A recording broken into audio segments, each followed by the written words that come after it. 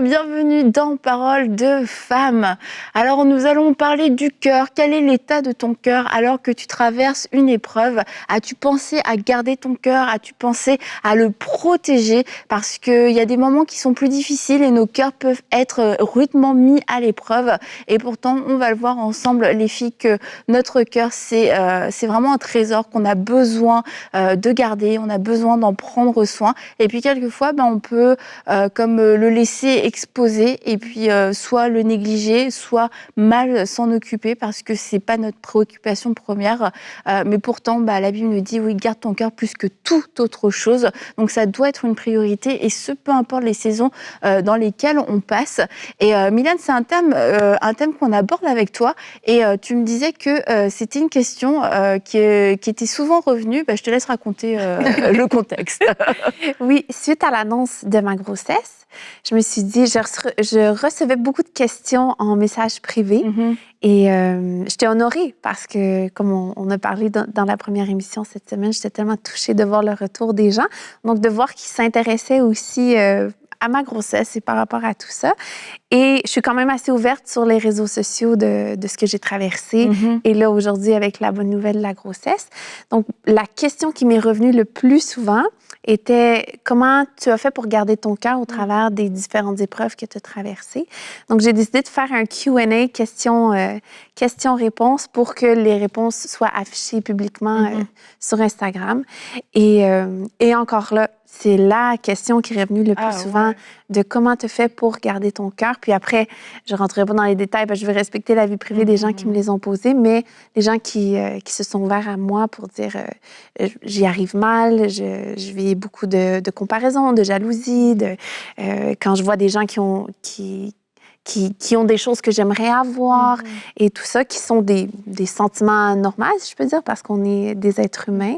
Donc, c'est la question à laquelle j'ai répondu. Comment garder son cœur dans l'épreuve, ou même pas dans l'épreuve, parce que j'aime dire que, comme le proverbe le dit, il nous demande de garder notre cœur, peu importe qu'est-ce qu'on traverse. Donc, du coup, Mylène, on te pose la question, comment garder son cœur? Comment garder son cœur? Comment garder son cœur? Moi, je réponds, avec quoi nourris-tu ton cœur? Ouais, avec quoi nourris-tu ton cœur? Et non pas seulement ton cœur, mais avec quoi tu nourris tes pensées. Parce qu'on s'entend que tout commence par les pensées. Et ce qu'on laisse rentrer dans nos pensées va venir semer quelque chose dans notre cœur. Et de là, elle va découler parce que, justement, le reste du proverbe, c'est « car de lui jaillit les sources de la vie ». Donc, avec quoi tu nourris tes pensées? C'est sûr que si tu nourris tes pensées avec de la jalousie, avec de l'amertume, avec de la comparaison, ça va être difficile, même impossible de garder son cœur. Mais si tu nourris ton cœur avec des paroles de vie, avec la vérité, avec des enseignements, avec du worship, c'est sûr, si tu commences à nourrir ton cœur avec de la musique qui affecte pas du tout positivement tes pensées et ton cœur, c'est avec ça que tu te nourris. Donc, qu'est-ce que tu laisses rentrer? Qu'est-ce que tu laisses rentrer dans ce que tu regardes, dans ce que tu lis, dans les échanges aussi, dans les conversations? Des fois, si tu nourris ton cœur avec de la critique et que tu entretiens cela aussi, que tes différentes conversations avec les gens qui t'entourent, c'est toujours de la critique, c'est toujours négatif, il n'y a jamais rien de positif, ça va être complètement impossible de garder ton cœur. Mais si tu priorises justement la parole de Dieu, ta relation avec Dieu, oui, là, ça va être possible. Est-ce que ça veut dire que ça reste toujours facile? Évidemment que non. On reste des êtres humains, bien imparfaits. Mais oui, quand on met Dieu en premier, quand on prône la vérité, quand on prône la vie, quand on prône la joie, on en a déjà parlé dans une autre émission, mais notre joie ne dépend pas de nos circonstances et garder notre cœur ne doit pas dépendre de nos circonstances non plus. C'est peu importe les circonstances, je vais décider de protéger mon cœur et de garder mon cœur. Ouais, j'aime vraiment ce que tu dis. C'est vrai que c'est la base de tout, garder notre cœur. La Bible dit, la foi vient de ce qu'on entend et ce que l'on entend vient de la parole de Dieu. Et c'est vrai que ça doit être notre essence, en fait. C'est là qu'on va aller puiser notre joie, comme tu l'as dit. C'est là qu'on va booster notre foi aussi, parce qu'on va se rappeler les promesses que Dieu a pour nous. Ça va vraiment nous aider finalement dans toutes circonstances. Et là, on parle de l'épreuve, donc dans l'épreuve aussi, en fait, ça va nous permettre de nous garder. Donc c'est sûr que faire attention à la façon dont on se nourrit. Comme tu l'as dit aussi, ça peut être la louange, ça peut être des podcasts, ça peut être tellement de choses qui vont venir finalement nous construire, nous builder, enfin ça veut dire pareil, nous builder, mais nous encourager. Moi aussi, j'avais parlé anglais. Elle parle anglais aussi, c'est cool. Et nous faire du bien. Et ce que j'ai aussi, parce que je pensais ça en même temps, ce que tu en parlais hier, je pense, ou avant-hier, ce que j'ai aimé aussi, c'est toi, dans ton attente, c'est la façon dont vous avez continué à avancer. Et je pense que c'est aussi une façon de garder son cœur. C'est parce que des fois, tu peux aussi t'isoler, et ce qui t'amène aussi finalement à nourrir des mauvaises pensées. Tu restes un peu dans ton truc, tu restes un peu dans ce que tu vis, puis tu rumines, finalement, ça t'aide pas à aller mieux. Mais ce fait finalement de rester aussi actif, de continuer à aller à l'église, de continuer à servir à ton église, d'avancer, d'aller à ton travail et tout, ça va te permettre aussi, je pense, de garder ton cœur, parce que tu vas sortir de toi-même un peu, d'une certaine façon, et tu vas pouvoir être concentré en fait sur autre chose. Et voilà, à l'église, les gens vont pouvoir aussi prier pour toi, peut-être même le message va te parler, hop, ça va venir t'encourager. Donc aussi, ne pas rester dans cet état d'isolement, mais continuer finalement à avancer en faisant confiance à Dieu, et puis ça va nous aider aussi à garder notre cœur. Et aussi garder notre cœur, c'est parce que tu disais le fait d'entendre un message qui va nous faire du bien. Et c'est valable aussi pour d'autres choses, dans le sens où il faut que notre cœur puisse continuer de recevoir quelque chose. Et tu disais, il faut le nourrir. Et on peut faire cette erreur de croire garder mon cœur, c'est comme l'emprisonner et puis le mettre, de mettre une cloche dessus où il n'y a plus rien qui sort, mais il n'y a rien qui peut rentrer non plus. Et le fait de garder notre cœur, c'est de filtrer. Je fais le choix que ça rentre, ça rentre pas. Et ça, c'est là, c'est des mauvaises herbes, j'ai besoin de les enlever. Mais il y a une vie, il y a un passage. Et par exemple, le fait d'entendre un message et de pouvoir le recevoir, c'est un signe que notre cœur est disposé. Et quelquefois, on n'a pas gardé notre cœur. Et soit parce qu'on l'a emprisonné, soit parce qu'on a vraiment mis des forteresses autour. Et il n'y a rien, il n'y a aucune parole d'encouragement. La parole de Dieu, on est fermé. Un enseignement, on est fermé. C'est comme, il n'y a rien qui peut passer, et on peut se dire mais c'est parce que je garde mon cœur, mais en fait on est juste en train de l'étouffer, et il est en train de perdre de sa vie aussi. C'est comme une fleur, si tu mets une cloche dessus, je sais, c'est une grande mode de faire ça, tu mets je sais pas, une espèce de cloche, mais tu mets un produit, mais en fait elle est complètement morte, la fleur, elle tient à rien du tout. C'est genre pour garder une beauté éternelle, mais c'est une beauté qui est fausse, c'est une beauté où il n'y a pas de vie en fait. Et un cœur qui est gardé, c'est un cœur qui est vivant. Et il faut qu'il y ait du passage, mais du bon passage. Oui, puis c'est, comme tu parlais des choix, c'est des choix qu'on fait dans notre quotidien. C'est qu'est-ce que je vais choisir aujourd'hui? Est-ce que je choisis la joie? Il faut se parler aussi. Oui, c'est important de s'entourer, d'avoir des gens qui vont avoir des paroles de vie pour nous, qui vont prier pour nous. L'entourage a un énorme impact. Mais justement, se questionner, c'est qui notre entourage? À qui je donne la permission d'avoir cet impact-là dans ma vie? Déjà, c'est tellement important. Mais aussi de faire ces choix-là du quotidien de « moi, j'ai à me parler ». On voit tellement le psalmiste David dit « Mon âme bénit l'Éternel ». Il parlait à son âme « J'ai besoin de dire à mon âme de bénir l'Éternel. J'ai besoin de dire à mon âme aujourd'hui, je vais choisir la joie. » Parce qu'on n'a pas toujours envie. On n'a pas toujours envie de dire « Aujourd'hui, je vais choisir le petit bonheur. » Ben non. Mais non, des fois, ça ne nous vient pas naturellement. Il y en a qui ont le bonheur un peu plus facile que d'autres, oui. Il y en a qui sont optimistes dans la vie, il y en a d'autres que non. Mais c'est de se parler à soi-même aussi, de dire « Je vais faire des choix qui vont impacter mon cœur, qui vont impacter mon quotidien. » Puis c'est pas toujours de dire « OK, je garde mon cœur parce que je veux qu'il y ait une telle situation qui arrive dans une semaine, dans un mois, dans un an, dans 2 ans. » Non, c'est aujourd'hui. Comment je peux garder mon cœur aujourd'hui? Comment je peux me lever ce matin, me parler, puis me dire « OK, non, Mylène, aujourd'hui, tu vas faire le choix. » Il y a tellement des journées dans tout ce que j'ai traversé que j'avais pas envie de faire de ces bons choix. Mais la raison pour laquelle je suis ici, que je suis souriante, que j'ai rebâti ma vie, que je porte aussi la vie, c'est à cause de tous ces choix du quotidien de dire « je vais me parler, je vais parler à mon cœur, je vais parler à mon âme » et ça fait partie de on se nourrit aussi de cette manière-là. Et tu avais fait une émission sur choisir la joie. Oui. Et c'est une question du coup que je me posais, Mylène, parce que tu nous avais expliqué que tu avais choisi la joie. Et quand j'entends à chaque fois que tu es venue, il y a beaucoup de choix que tu as dû faire dans ta vie, choix de pensée, des choix de mettre le Seigneur en priorité, de croire en lui, etc. Mais est-ce que... et puis, j'ai l'impression que tu as fait souvent les bons choix, bravo. Mais est-ce que il y a eu je sais pas, est-ce que tu as eu un déclic? Est-ce que c'est parce que tes parents t'ont appris à le faire? Est-ce que c'est parce que tu le faisais pas puis tu as vu que ça menait nulle part? Parce que je trouve, vu de mon point de vue, que tu fais beaucoup de choix très conscients et très intentionnels dans ta relation avec Dieu, puis c'est des bons choix qui portent du fruit. Mais pourquoi, comment? Peut-être parce que tu vois loin, vite. Peut-être c'est ça. J'ai eu des moments de découragement. Tu sais, on n'affiche pas toutes nos faces qui pleurent, si je peux le dire comme ça, sur les réseaux. Mais j'ai eu des gros moments de découragement, des moments où j'ai eu à choisir entre la vie et la mort, si je voulais continuer de vivre ou non. Tu sais, j'ai eu des gros moments de noirceur aussi. Mais je pense que un des choix que j'ai fait jeune, c'est ma foi. Il n'y a rien qui va venir ébranler ma foi. Ma foi est ancrée. Peu importe qu'est-ce que je traverse. Belle réponse, Mylène! Ma foi, puis c'est ce que j'ai réalisé au fur et à mesure du temps. Puis même quand je regarde en arrière, des fois, je me dis, je ne sais pas comment j'ai fait. Ouais. Je ne sais pas comment j'ai fait pour arriver où je suis aujourd'hui, traverser tout ce que j'ai traversé. Mais je me suis dit, j'ai toujours mis ma foi en premier, mis ma confiance en Dieu en premier. Ça n'enlève pas qu'il y a les doutes, ça n'enlève pas qu'il y a de la peine, la douleur, de la souffrance, des pensées noires, tout ça existe, même si on fait les bons choix. Mais je pense que c'est ce qui m'a gardée. Puis mon père, il m'a toujours dit, you're a warrior. Bon, encore un anglicisme. Vas-y, ça sonne bien. T'es une guerrière. Puis c'est une des chansons aussi que j'avais écrites sur mon album.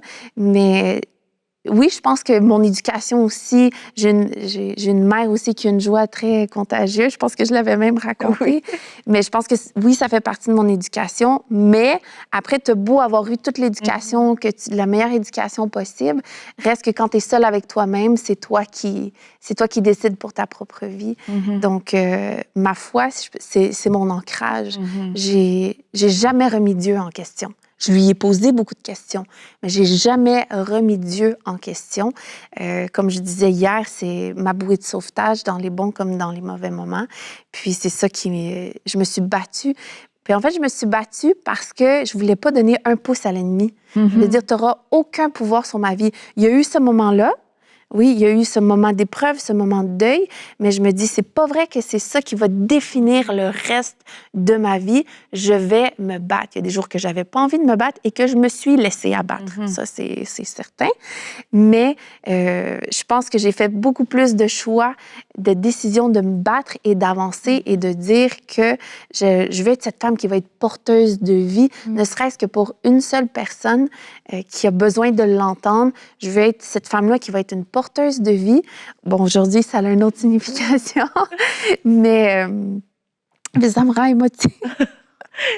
Merci, Mila, c'est très beau. En tout cas, bon, du coup, je vais te poser une question. Je vais peut-être attendre l'heure je vais attendre pour poser ma question, parce que ça va rendre encore plus émotive. Non, mais c'est vraiment beau ce que tu dis. C'est encourageant, c'est inspirant. Puis franchement, on puisse tous s'inspirer justement de cette histoire-là, parce que c'est vrai, finalement, il faut tourner nos yeux vers Dieu, il faut mettre notre foi en lui. Et c'est un choix, comme tu dis depuis le début, qu'il faut aussi faire. Il faut se faire violence. Et c'est vrai, peu importe le background. Toi, c'est vrai que peut-être, je pense au mot anglais, désolé, je pense à toi. C'est vrai, tu as eu des parents joyeux, des parents aimants et tout, donc ça a dû aider aussi à faire celle que tu es aujourd'hui. Et sûrement, ça t'a équipé pour aujourd'hui. Mais Dieu est bon, Dieu est notre Papa céleste. Et je pense que n'importe qui est capable de se positionner, de dire, Seigneur, je te choisis, je me confie en toi, je te fais confiance. Et je sais que tu as le meilleur pour moi. Je ne veux pas me laisser abattre. Et puis entretenir cette relation avec Dieu, parce que finalement, ça, c'est un choix personnel. Et c'est ça qui va faire la différence, en fait. On a tous cette possibilité à disposition de prendre cette initiative, de passer jour après jour du temps avec lui.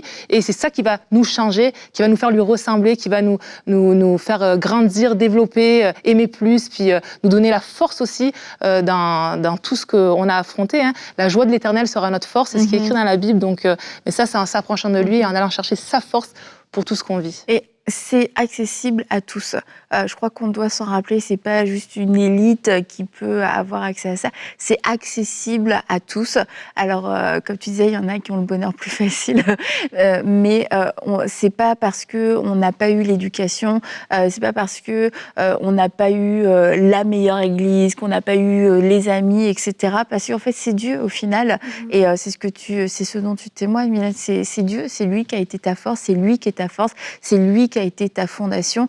Et au moment où tout s'écroule, même les gens qui nous aiment avec toute leur bonne volonté n'ont pas cette capacité de pouvoir nous supporter et nous relever comme Dieu peut le faire, parce qu'ils n'ont pas, c'est Dieu et il n'y a que lui qui peut le faire. Tu l'as dit hier, il n'y a que lui qui peut venir guérir au plus profond de nos cœurs. Et les gens, même autour de nous, qui nous aiment profondément et qui aimeraient pouvoir le faire, ne peuvent pas le faire parce qu'on est limité. Et c'est là où on arrive quelquefois à des carrefours dans notre vie où on se dit c'est Dieu ou rien en fait, parce que soit je perds pied, soit je lui fais confiance.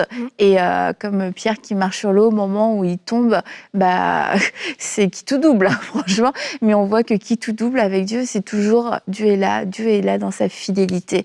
Et tu vois, comment je pensais, Mylène, quand tu disais j'ai eu des moments de noirceur où j'ai dû choisir entre la vie et la mort, et est-ce que dans ces moments-là, est-ce que tu pouvais t'imaginer que quelques années plus tard, à 35 ans, tu allais être mariée avec un super mari et que tu allais être enceinte, que tu allais avoir accompli tout ce que tu as accompli et tout ce que tu vas encore accomplir au niveau de la louange, etc.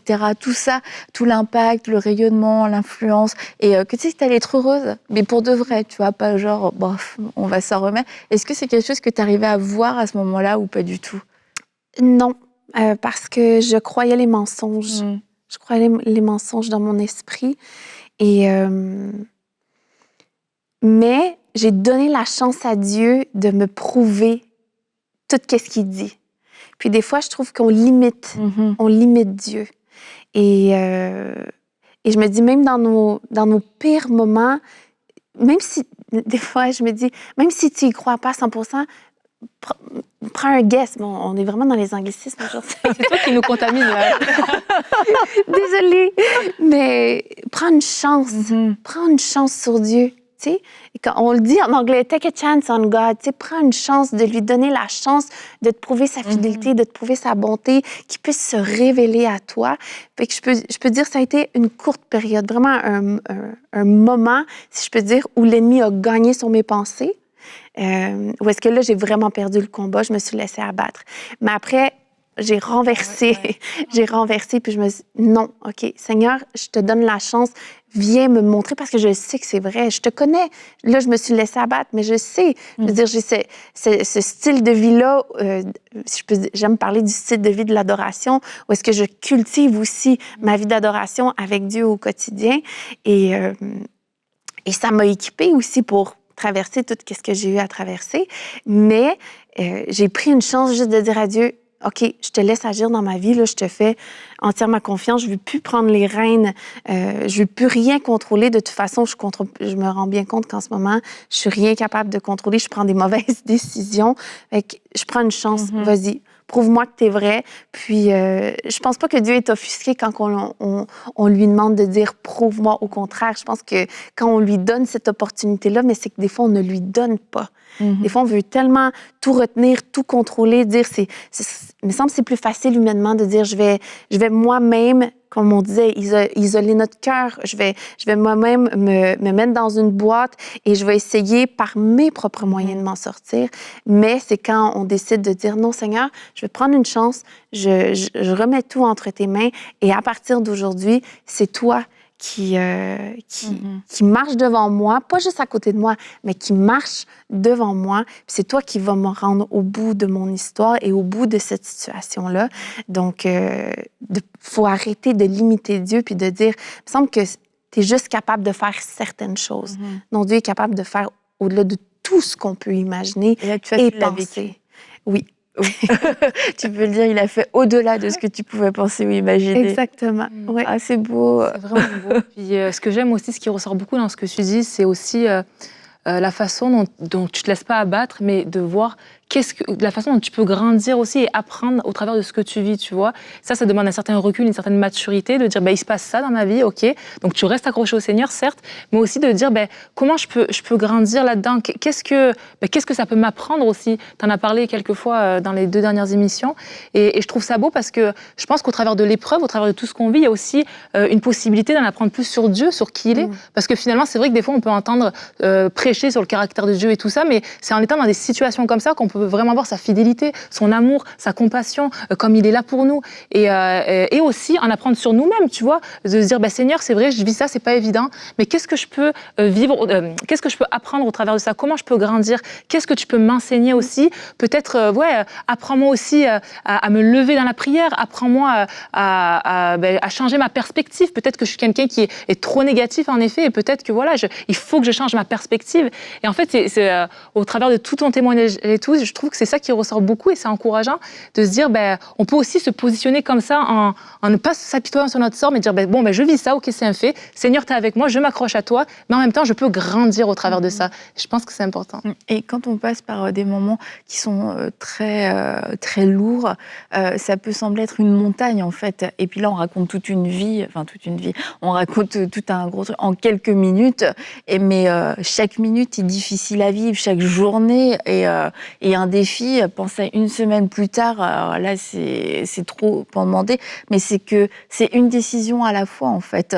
Et si on t'avait dit à ce moment-là, Mylène, ok, c'est quoi ton plan pour les 10 prochaines années? Écoute... Tu parles à la mauvaise personne en ce moment. Déjà, on passe à travers les 10 prochaines minutes, ce sera super.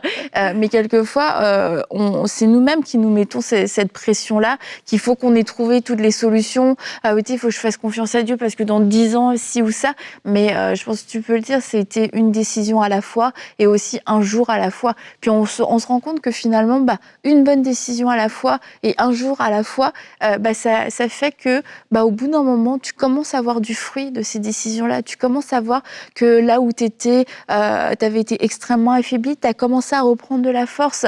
Puis tu te rends compte que finalement, mais là, j'ai l'impression que je vais bien. Il y a pas, c'est ça, il n'y a pas forcément quelquefois un jour, et ça arrive, il y a un jour, il y a un déclic, il y a un moment, mais quelquefois c'est juste au fur et à mesure. Et puis un jour, je me suis réveillée, puis je me suis rendu compte, mais en fait, ma vie a vraiment changé. Là, je peux le dire aujourd'hui, ma vie a changé.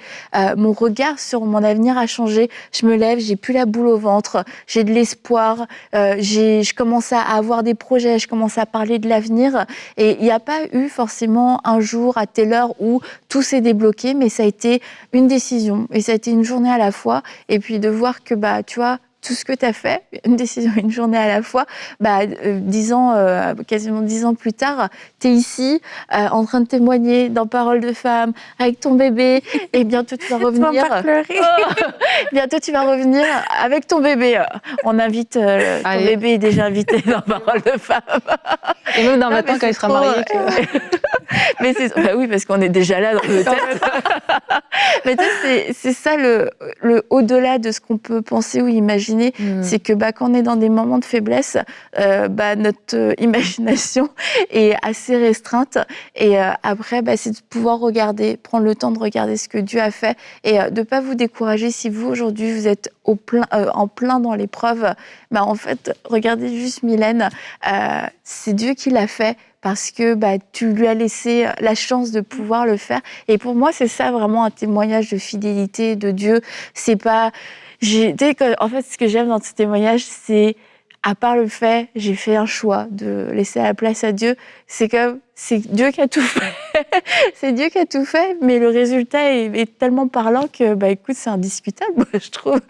T'as la bonne méthode, j'ai l'impression, Mylène. Mais j'ai à cœur, excusez, je t'émotive. C'est une hormone de grossesse, OK? On met ça sur les hormones. Mais j'ai à cœur de dire, tu sais, il y a cette chanson que j'aime tant de Elevation Worship, Tu restes le même, on l'a traduit en français, qui dit... qui parle du Dieu de Jacob, du Dieu de David, du Dieu de Moïse, du Dieu de Marie. C'est le même Dieu qu'on sert aujourd'hui. Il n'a pas changé. Il n'a pas changé. Il a été capable de diviser la mer en deux. Pourquoi il n'est pas capable d'intervenir dans nos vies alors qu'on crie à lui? Tu sais, quand le psalmiste dit quand on crie à l'Éternel, il l'entend, il nous délivre de toutes, pas juste 1, 2, 3 détresses, mais de toutes nos détresses. Puis cette chanson, ça dit « Oh Dieu, j'ai besoin de toi, viens et agis maintenant. » Puis Dieu le fait. Quand on crie à lui, Dieu le fait. Dieu, c'est qui il est. Sa fidélité, c'est qui il est. Il ne peut pas se renier à lui-même.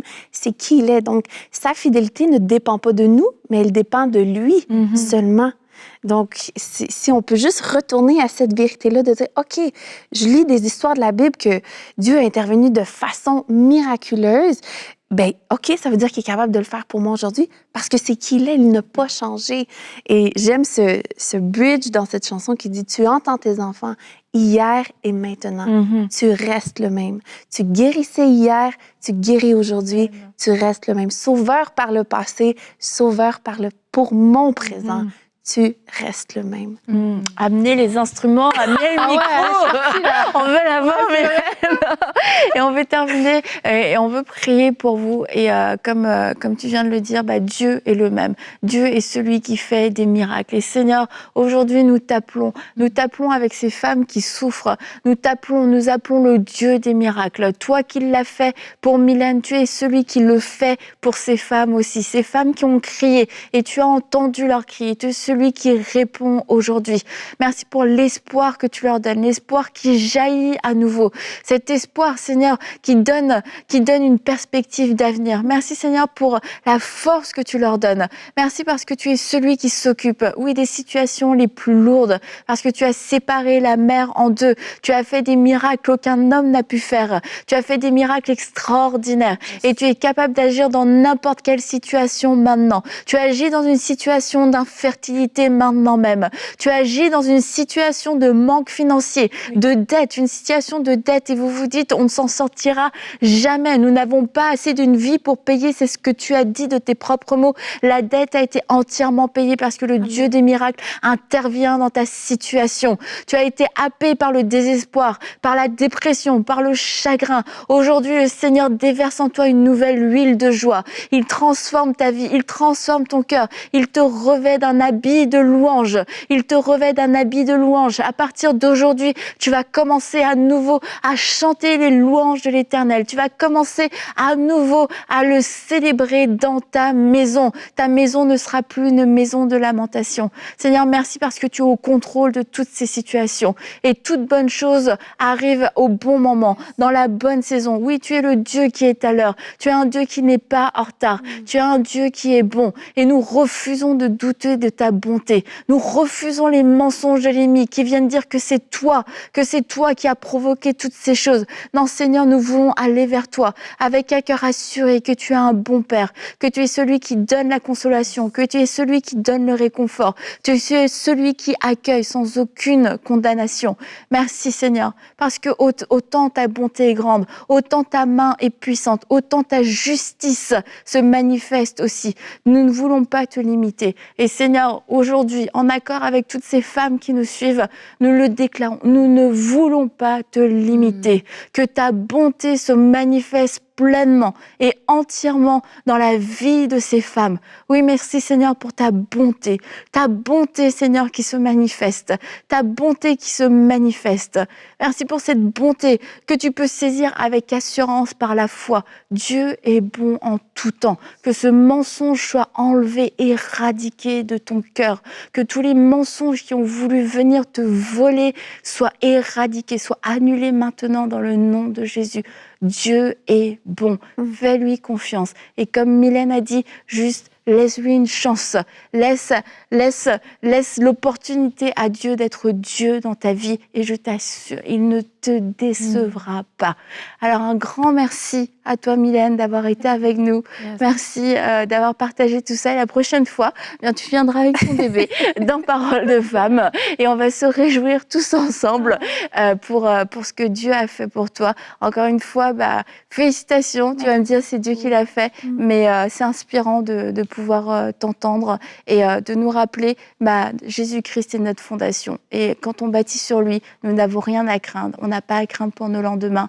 On n'a pas à craindre au sein de l'épreuve parce qu'il est une fondation sûre et solide. Alors, merci encore. Et puis, Laure, tu vas être encore là demain. On va retrouver Aurélie qui sera avec nous. Et on se dit à très bientôt dans Parole de Femme.